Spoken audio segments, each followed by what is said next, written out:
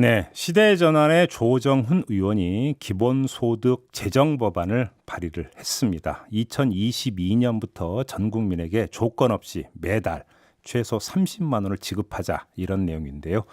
자, 조정훈 의원 직접 연결해서 자세히 이야기 나눠보도록 하겠습니다. 나와 계시죠?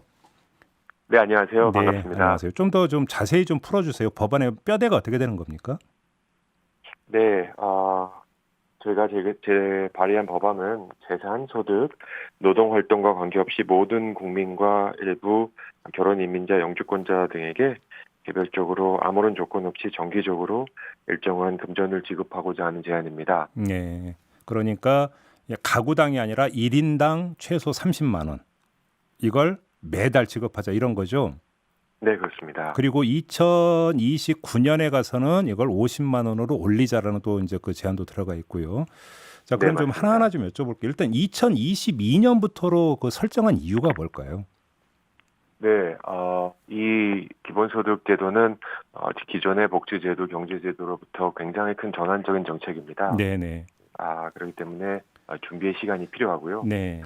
법률을 개선하고 재정을 마련하고 그러한 준비 기간을 다 고려해 볼 때 그리고 네. 또 이것을 예산에 반영해야 되지 않습니까? 네네. 그래서 내년 예산은 이미 예산안이 정부에 국회에 왔기 때문에 이미 늦었고요. 기차를 그렇죠. 놓쳤고 그렇죠. 지금부터 열심히 준비하면 음. 가장 빠르게는 2022년 1월부터 실시할 수 있다고 생각합니다. 그러면 2029년에 가서는 좀 올리자라고 또 이제 그 시기를 특정한 이유는 뭘까요, 그러면? 많은 분들이 30만 원 갖고 되겠냐라는 말씀을 하십니다. 예. 네. 30만 원이라는 금액은 의미 있는 시작이라고 생각합니다. 많은 분들이 제게 30만 원은 정말 힘들어서 자살을 고민하는 분들에게 자살을 멈출 수 있는 금액이다라고 하신 말이 저희에게 뼈에 박히는데요. 예. 그럼에도 불구하고 많은 분들에게 30만 원은 충분하지 않은 돈일 수도 있습니다. 그래서 앞으로 우리가 여러 가지 재원 마련에 대한 사회적 공감대를 만들고 예. 그래서 기본소득을 점점점 올려서 이 기본소득이 그냥 상징적인 금액뿐만 아니라 우리 국민들의 불안한 삶을 생존에 대한 두려움을 어느 정도 해소시킬 수 있는 보편적 복지의 등뼈가 되는 제도가 되기로 조금씩 올려나가자는 제안입니다. 그래요. 그래서 이제 그럼 이걸 이제 금액을 어떻게 이제 그 할 것이냐 이런 것들은 이제 대통령 직속으로 기본소득위원회를 설치해서 여기서 논의하는 것으로 지금 법안 내용을 뭐 이렇게 돼 있더라고요. 네, 그렇습니다. 예. 그 대통령위원회를 25명 이내로 제안했는데요. 저는 이제 복지는 정부가 국민에게 주는 구제나 시혜가 아니라고 생각합니다. 네. 지금 일어나고 있는 2차 재난지원금 선별할 수 없는 일을 선별하는 과정에서 벌어지는 에피소드라고 저는 봅니다. 그래요. 이제 새로운 세대의 복지는 국민들이 누려야 할 권리입니다. 예. 제가 기본소득위원회를 제안한 이유는 기본소득을 어떻게 주고 얼마를 주고 누구에게 줄지를 정치권, 정부, 대통령, 기재부 이 특정 정부 공공에 맡겨서는 안 된다고 생각합니다. 네. 우리 모두 함께 내고 생각해보면 나라 곳간이란 건 우리 모든 국민이 내기 때문에 존재하는 것이거든요. 네. 그래서 이 세금을 내는 주체인 국민들이 우리가 이것을 어떻게 받을까를 결정하기 위해서 국민들의 목소리를 적절히 반영해야 된다고 생각하고요. 그래서 다른 기존 위원회와 다른 점은 민간의 참여 비율이 높고 또 국민 추천제를 통해서 위원회 구성을 하도록 제안했습니다. 알겠습니다. 지금 이제 의원님께서 세금을 내는 국민들이라는 표현을 쓰셨는데 아마도 이제 이것 때문에 이제 지금 그 문자나 댓글로 이런 질문이 많이 들어오고 있는데요. 조금 전에 이제 그 지급 대상이 외국인도 포함된다고 말씀하셨잖아요. 네, 그렇습니다. 외국인이 왜 포함되지 이렇게 이제 궁금해하면서 이제 그 질문 주신 분들이 많은데 좀 답변 좀 부탁드릴게요. 네, 두 가지입니다. 첫 번째 제가 제시한 외국인은 우리 국민의 배우자인 외국인 주민과 영주권자로 제안했는데요. 예. 두 가지입니다. 이분들도 우리나라에서 똑같이 세금을 내십니다. 똑같은 세율의 세금을 내시기 때문에 받을 자격이 있다고 보고요. 예. 두 번째는 기본소득이란 것은 누구로부터 뺏어서 누구에게 나눠주는 개념이 아니라 우리 사회가 만들어내는 부의 공공성이 있다는 거죠. 소위 공공부가 있다는 곳이고 이 공공부는 이 공공부를 만드는 데 기여한 모든 사람에게 공평하게 나눠줘야 된다는 새로운 개념의 제도입니다. 알겠습니다. 따라서 같이 세금을 내고 부를 만드는 분들은 같이 나눠야 된다는 개념입니다. 알겠습니다. 좀 이제부터 좀 어려운 이야기로 좀 가야 될 것 같은데요. 이제 결국은 이제 재원 이야기로 이제 어차피 이제 이야기가 초점이 모아지지 않겠습니까? 의원님께서는 기존의 선별복지 제도를 손보고 조세 감면 제도를 손보자. 일단 이런 제안을 하셨는데 좀 더 구체적으로 풀어주세요. 어떤 걸 폐지하고 어떤 걸 손보자는 이야기인가요? 네, 지금 월 30만 원 의미 있는 시작을 하기 위해서는 아주 단순하게 계산해서 약 187조 원의 예산이 필요합니다. 네. 도대체 이 돈을 어떻게 마련하냐라는 게 많은 국민들의 질문이실 거고, 음흠.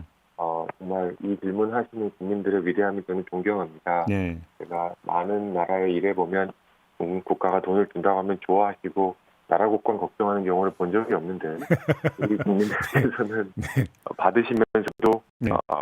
나라 국권 걱정해 주시는 국민이십니다. 예. 설명드리겠습니다. 예. 첫 번째로 가장 큰 재원은 기존의 소득공제, 세액공제, 근로소득공제에 대한 비과세와 감면 제도를 정리합니다. 아시겠지만 지금의 이런 소득공제, 특히 근로소득공제는 고소득자에게 더 많은 혜택이 돌아가는 제도입니다. 예. 세액공제의 금액과 비율이 높으니까요. 예. 누진적이 아니라 역진적이죠. 이런 제도를 정리해서 한 80조 이상의 지원이 나오고요. 예. 또 구직 촉진 수당, 근로장려금, 아동 수당 같은 그런 수당들을 정리해서 기본소득으로 통합을 제안합니다. 아동 수당도 좋은 취지이지만 매우 역진적입니다. 네. 슬프게도 우리나라의 고소득층의 자녀의 수가 저소득층보다 훨씬 높거든요. 그렇죠. 이런, 예, 통계상 그렇죠. 네, 예. 네, 그렇습니다. 그래서 이런 역진적 복지 제도를 정리해 나갑니다. 네. 그리고 여러 가지 굉장히 분절적으로 되어 있는 복지를 정리하면 예. 방만하게 운영되는 기금과 중앙정부, 지방정부의 재정을 정리하면 54조 정도를 마련할 수 있고 이런 방식으로 하면 특정한 세율 인상 없이 30만 원의 기본소득을 시작할 수 있습니다. 네. 다만 여기서 2029년까지 올라가는 과정에서 예. 새로운 재원이 필요한 것을 숨길 수는 없습니다.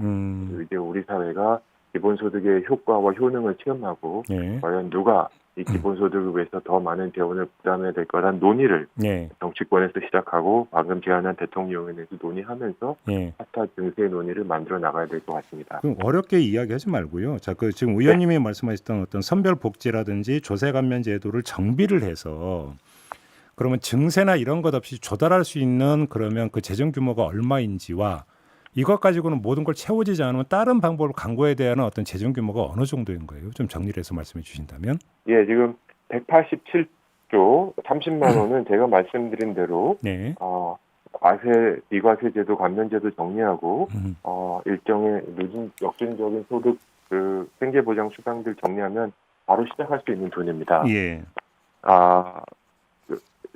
지난번 말씀드렸지만 4인 가족으로 연소득이 1억 4천 이하의 분들은 비과세 감면을 없애더라도 받으실 기본소득이 높을 겁니다. 예. 1억 4천보다 소득이 높으신 분들은 기본소득을 받으시더라도 조금 더 재원을 부담하시게 될 겁니다.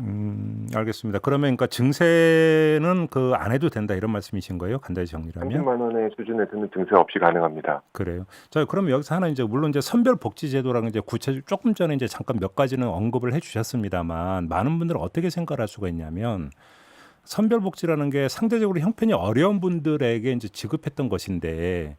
이거를 걷어들여 가지고 기본소득을 준다면 오히려 어려운 분들한테 더 어려워지는 거 아니냐 이렇게 생각하실 분들이 많을 수도 있거든요. 어떤 말씀 주시겠습니까? 두 가지라고 생각합니다. 네. 지금의 선별복지가 갖고 있는 사각지대가 코로나19로 아주 그 민낯이 철저히 드러났습니다. 네. 아무리 꼼꼼하게 정책을 한다고 해도 선별복지의 한계, 사각지대는 우리 사회에 굉장히 존재합니다. 네. 최소한 30만 원씩 모든 국민에게 드리면 그 30만 원어치만큼은 사각지대가 없어지죠. 두 번째는 이번 이 기본소득은 과세합니다. 나눠줄 때는 똑같이 나눠드리지만 받을 때는 과세 대상이기 때문에 연말에 세금으로 고소득자에게는 40% 이상 다시 환수됩니다. 그래서 누진적이고 그리고 한 가지 더 사례를 말씀드리겠습니다. 이번 재난지원금의 소상공인연합회에서 국민들에게 다 주자고 주장하셨습니다. 왜일까? 이거 명백합니다. 예를 들어 보죠.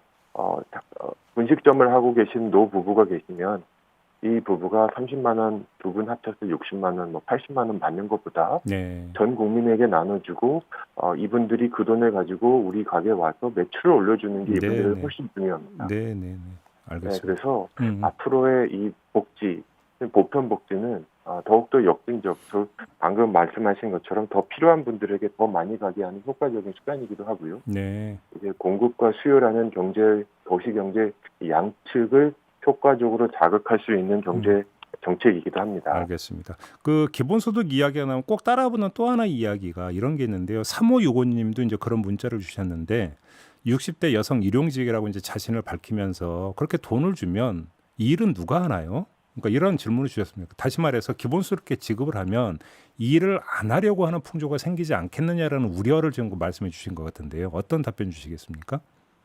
네, 한 달에 30만 원 받고 일을 안 하기가 쉽지 않습니다. 우리 현실은. 네. 두 가지입니다. 세계 많은 나라들이 기본소득에 대한 실험을 해나가고 있습니다. 네네. 실은 제가 제시한 이 법안도 당장 도입하자는 게 아니라 우리나라에 맞는 기본소득 제도를 만들기 위해서 정책 실험을 하자라는 제안이거든요. 예. 핀란드나 캐나다와 여러 나라들에서 기본소득을 주면서 소위 실업자들의 구직 욕구가 줄어드는지를 평가했습니다. 객관적으로요. 실험 결과는 구직수당, 실업수당을 받는 분들보다 구직하려는 욕구가 절대 떨어지지 않는다는 연구 결과가 나왔고요. 예. 또 그 나라에서 그렇다면 우리나라에서는 어떻게 보실지 모르겠지만 구직을 하던 욕구가 전혀 줄지 않았다. 그리고 또 30만 원에서 60만 원으로 올라가는 이 과정에서 노동과 노동자들이 이제 갖고 있는 그 협당 능력도 올라가고요. 네. 더 좋은 일자리를 만들어 나가는 그런 하나의 과정이 될 거라고 생각합니다. 알겠습니다. 지금 이제 문제는 이제 국회를 통과할 수 있느냐가 이제 최대의 문제 아니겠습니까? 지금 의원님께서 이 법안을 발의하면서 서명한 사람이 모두 의원님을 포함해서 14명이더라고요. 근데 지금 쭉 그 이름을 보니까 국민의힘 의원은 한 명도 없습니다. 서명한 의원 중에. 혹시 그 국민의힘 의원들에게는 안 돌렸던 겁니까? 아니면 못 받으셨던 겁니까? 예, 저는 국회에서 그냥 여기저기 아무데나 다니는 사람으로 알려져 있습니다. 본회의장에서 오른쪽 왼쪽 거침없이 다니고요. 예. 모든 분들에게 말씀드렸습니다. 반응이 참 재밌었습니다. 첫 번째는 아시겠지만 국회의원들, 동료 의원들끼리 공동 발의하는데 약간 품앗이 성격이 있습니다. 예, 있죠. 내가 발의해 줄 수 있는 너도 해줄게. 근데 많은 분들이 이 법은 워낙 큰 법이라 그냥 품앗이 하기엔 좀 복잡하다. 두 번째는 결국 이 방향으로 갈 수밖에 없을 것이다. 이 4차 산업혁명으로 변화하는 이 세상. 지금 출근하시는 분들이 고민, 내 일자리가 좀 얼마나 있을까. 지금 가게 열러 가시는 분들이 이번 달 임대료 과연 낼 수 있을까. 이런 고민하는 세상이 계속된다면 기본소득 제도를 도입하지 않을 수 없을 거라는 얘기를 하나씩 해주셨습니다. 다만 14분밖에 이름을 올리지 못하셨던 거는 소위 당론이라는 게 있을 수 있고 제가 그래서 바로 그래서 질문을 드린 건데요. 자, 그러니까 법안이 의원들께서는 지금 현재 당에서 소위 국민의당 버전의 국민의힘 연구하고 있다. 국민의힘 죄송합니다. 국민의힘 버전의 기본소득이 뭔지 지금 연구하고 있는 분위기다라고 말씀하셨는데 한 가지 안타까운 건 제가 아는 바로는 이 국민의힘의 제안은 모든 국민에게 보편 지급이 아니라 상대 빈곤 기준선은 국민 50% 중위소득 50%만 지급한다라는 건데 실은 이거는 이름은 기본소득이지만 다시 되돌아가는 그 선별적 복지로 되돌아가는 얘기를 반복하고 있다는 생각이 듭니다. 그거는 저희가 한번 나중에 한번 그 토론이나 이런 자리를 한번 마련해 보도록 하겠고요. 더불어민주당 같은 경우는 어떻게 좀 호의적이었습니까? 어땠습니까? 왜냐하면 이낙연 대표 같은 경우도 물론 재난지원금으로 한정된 얘기겠지만 선별이 나의 신념이다 이렇게 밝힌 바가 있었거든요. 민주당이라는 큰 배 안에서 제가 많은 동료 선배의원들을 만나보면서 한 가지 의견한 게 있습니다. 민주당 안에도 미래를 준비하는 미래 세력이 있고요. 지금의 위험도 과거의 경험을 어떻게 좀 잘 적응하면 된다라는 과거 현재 세력이 존재합니다. 저는 앞으로 바라건대 이 미래를 준비하기 위해서는 전환적 정책, 기본소득 같은 정책이 필요하다는 의원님들이 더 목소리가 커지고 네. 그 세력이 커질 것이라고 기대하고 희망합니다. 알겠습니다. 자, 말씀 여기까지 들을게요. 고맙습니다, 의원님. 네, 감사합니다. 네, 지금까지 시대전환의 조정훈 의원이었습니다.